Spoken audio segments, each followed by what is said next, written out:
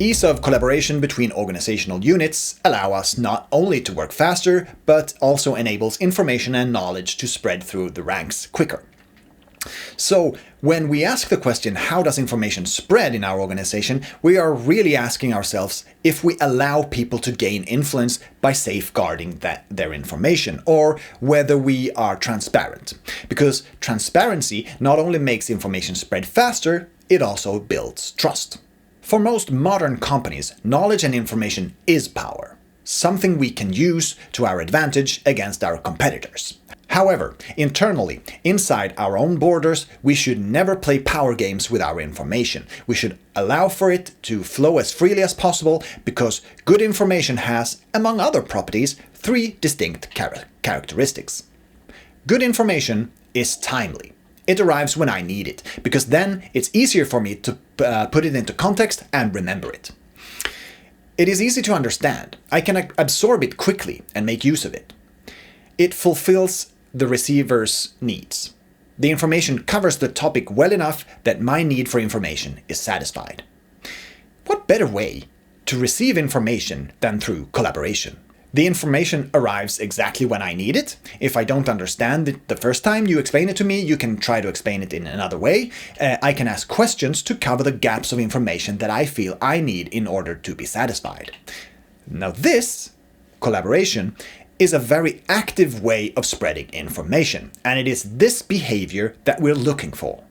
Inefficient organizations tend to have a passive attitude towards information. In truly dysfunctional organizations, we are actually actively hiding information from each other. Now, humans can never compete with AI in speed and ability to absorb huge amounts of information, but one of the reasons AI is great is that it has access to all of the information. If it doesn't, it becomes unreliable, broken, useless. So, if an organization hides information from itself, from its humans, from the intellects that are creating the value, the organization is unreliable, broken, useless. Even though this series is not about agile ways of working, this is a good place to explain some of the agile practices and why they work. Agile uses regular demos to show the latest iteration of the product in order to get feedback, gain information and knowledge in a fast and active manner.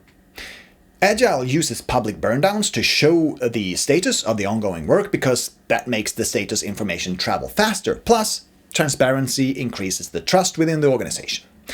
We are open, we do not hide our information.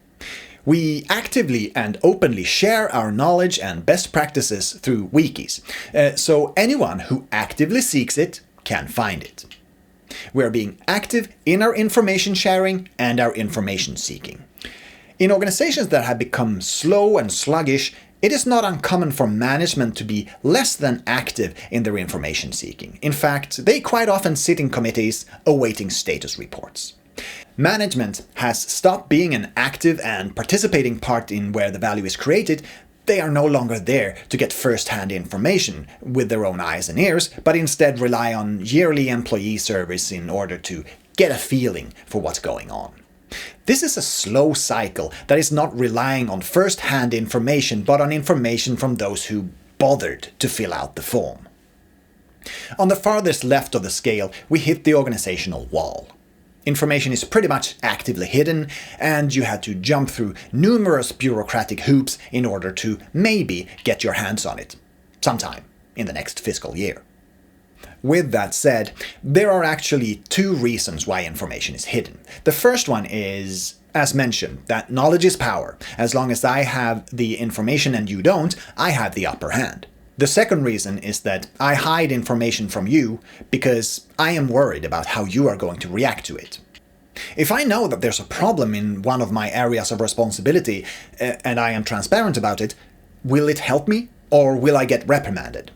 Do I get support or more scrutiny? This brings us to the next question. How do we find out about and react to problems? Next time on The Performing Organization. Dun, dun, dun, dun, dun, dun.